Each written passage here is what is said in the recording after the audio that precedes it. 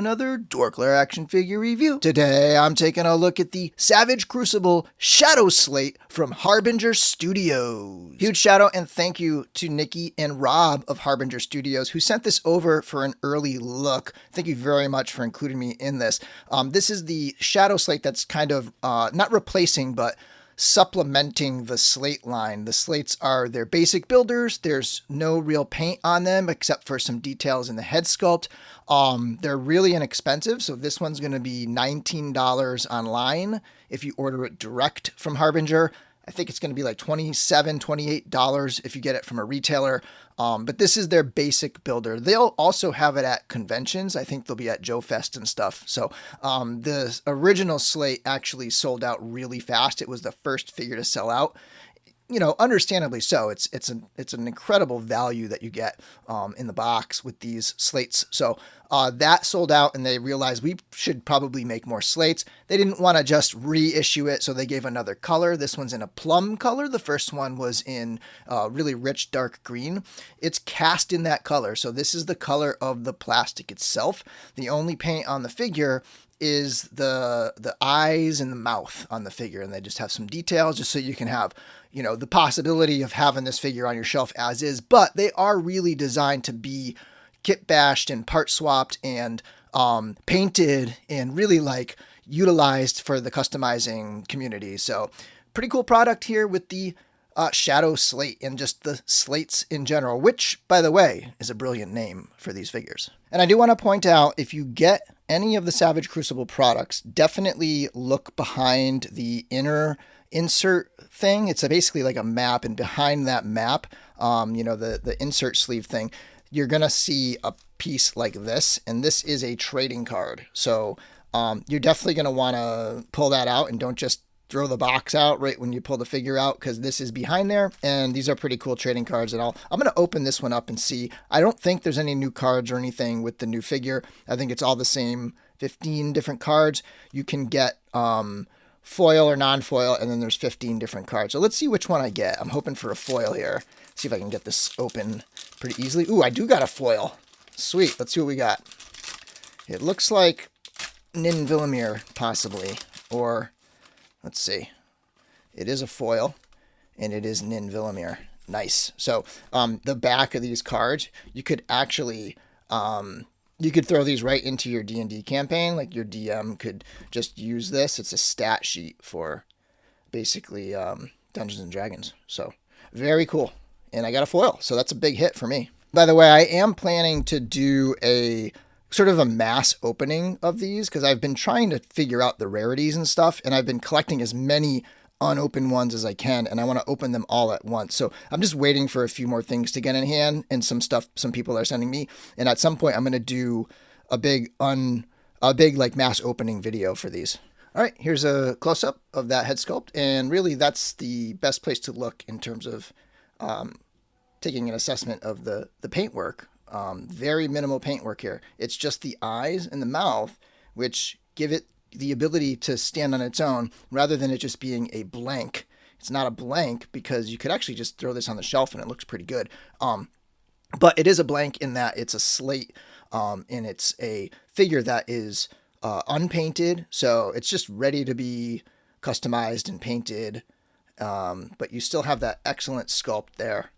Really like nice detail in all of the scales and stuff. But yeah, so this is the head sculpt from the Sentry. So I believe this is the same head here. So there's just a look at a different paint job on that head sculpt. But yeah, so pretty cool looking figure, and it does not have any armor on it. So you get the bare arms, which actually kind of allow for a little more range of motion in the elbows. And then you have the kind of savage, primitive cloth goods here, as opposed to more armored, styled belt, like on this figure. But yeah, so kind of like a ripped and torn look. And then here's a look at the legs. And again, you know, all sorts of great sculpt work there. So when you paint something like this, it's definitely gonna look really good once it's all painted up. But on its own, you know, it's got a nice little shimmer to it. Like, it's interesting, the plastic they used. So, you know, on its own, it actually looks good too. And this one does have a static solid tail that has a hinge and swivel, so it's just one solid piece. Some of the other ones have segmented tails or like a tiny tail or something, but the basic Slate has one solid piece. Again, you got to remember that the direct pricing on this is $19 plus shipping and tax, of course, but $19, right? Like, that's pretty darn good even for an unpainted figure. And here it is all zoomed out, giving you a look at the overall proportions of the Lemurian Shadow Slate, which stands just slightly under 7 inches tall. Here it is with two standard Savage Crucible figures. On the left is Como of the Isles. This is a figure that I have done a review on, and this is my current favorite of the line. And on the right is the Imperial Sentry, which is the next one I plan to do a review on. I just haven't gotten around to it time-wise, but yeah, so you can kind of see here what an unpainted one looks like next to these other two, and they all share the exact same body. So like this whole wave is one body just painted all different ways, and you can kind of see all the variety that you can get just from that one body. Next up, we've got Animal Warriors of the Kingdom on the left and the NECA Dungeons and Dragons on the right. And you can see that even though these two figures are kind of different sizes and a little bit bigger, it does kind of work. Like a lizard man could be any size really if you want to mix it in with your other fantasy lines. And even figures that are a little bit shorter will work because, again, a lizard could be bigger, right? It could be like a monstrous-sized character. Here we have the Mezco 112 Collective Conan with some Kylab parts on the left, and on the right is the new Marvel Legends Kazar, and I think both of these work well with this Shadow Slate. A couple other figures I think work really well here. On the left is the skeleton from the Storm Collectibles Golden Axe line, and on the right is the Mandalorian from the movie realization Tamashii Nation's Samurai Star Wars line. Next, a couple Mythic Legions. On the left is Samir Scroll Warder. That is a 2.0 sized figure, so a little bit smaller. And on the right is Deltagar the Destroyer, a classic 1.0 style Mythic Legions figure. And finally, I want to show him next to the original Slate so that you can kind of get a sense of what's different. That is a different head sculpt. Obviously, there's a different color scheme going on here. And the weapons are also different. Otherwise, it's all the same body, it's all the same sculpture and everything, same hands, just different colors. For accessories, first of all, he does come with a pair of these vertically hinged regular gripping hands, and an additional pair of horizontally hinged gesturing or clawing hands, so even this $19 figure has an extra set of hands. And for a weapon, it does have a pair of curved blades, different weapon than the original Slate, and these are cast in a solid silver color. For articulation, the head is on a double ball joint. You can get a look at it here and get a good little bit of range there. I do notice some scuffing happening, like the back of the head seems to be rubbing as it rubs the back of the neck. It's sort of, I think it's kind of like rubbing away that top sheen of the plastic, and it's making it a little pink there. Not really noticeable unless you're really looking, but something to just be aware of when you're moving your figure around. It might get a little scuffed. There is an articulated jaw, and the head can look down a little bit, not a ton. It can look up pretty well. A hinged neck would have been cool. I don't think I would have preferred, some people say they would have preferred this line to have the separate neck that could come out. I kind of like the nice sculpt. I think the hinge would have been the better option there, but the double ball also works really well. So just a little more limited than the hinge would be. Next up, the shoulders do have a nice ample butterfly joint, and you can go even further if you're willing to pop it out a little bit and it'll come way across. So like, I mean, there's just a ton of range there.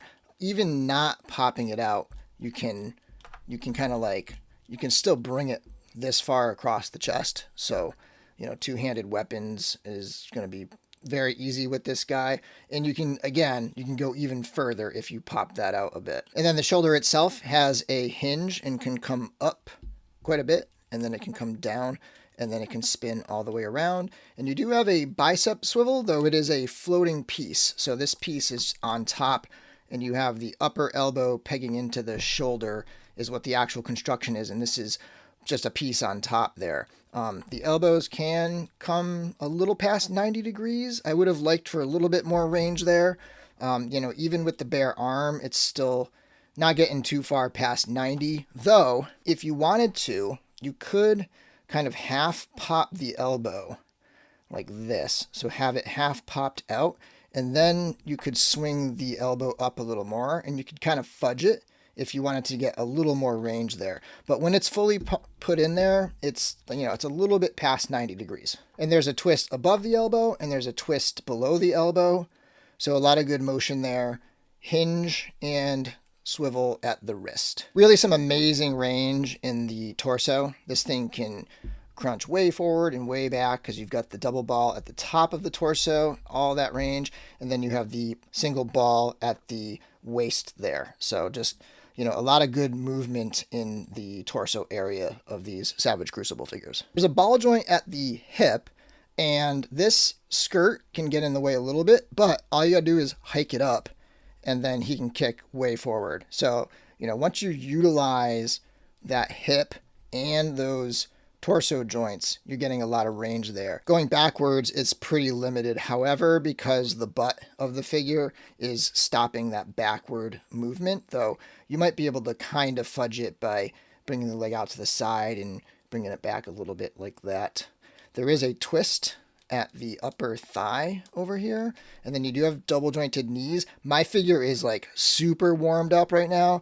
Like the other ones, I had some stiff knees and I had to really heat it up, but now it's moving really well and very smooth, and yeah, it feels nice now. You do have a twist above the knee, and then you also have a twist below the knee. So again, great range in those knees there. And when you fully articulate the knees, they do go well past 90, so a little better than the elbows on those knees. And they have stiffened up the ankles. They did say that they went back to the factory and they said tighten the ankles up, and they do definitely feel a little bit stiffer, and they do feel like it's going to stand.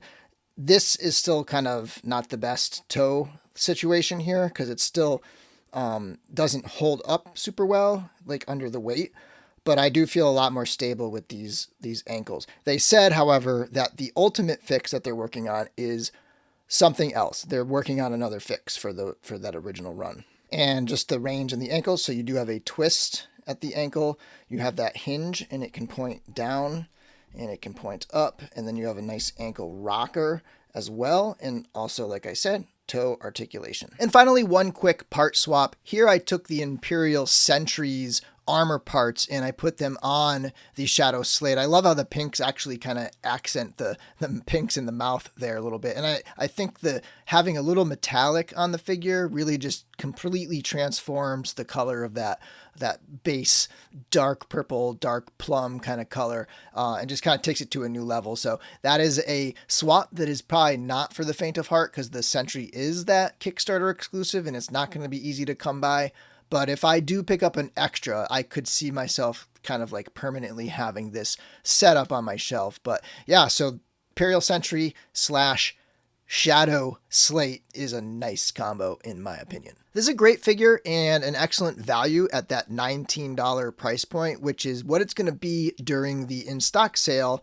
The whole first wave will be available, as well as this Shadow Slate on June 14th. So Friday, June 14th. They have not announced a time yet. That is probably something they want to avoid because they don't want to crash the site and have everybody going in there at once. I know some of these are in pretty high demand, like the Sentry and the Slates. So you're just going to have to kind of pay attention. Follow me on Instagram, follow Savage Crucible on Instagram and so on. And the news will break once this sale goes live. Again, $19 during that sale, so fantastic price. I believe it's going to be limited to 5 per person, so hopefully that'll avoid a super quick sellout. Anyway, thanks for watching my video. Thanks again, Nikki and Rob, for sending this thing out. I appreciate it very much, and until next time, may the Force be with you.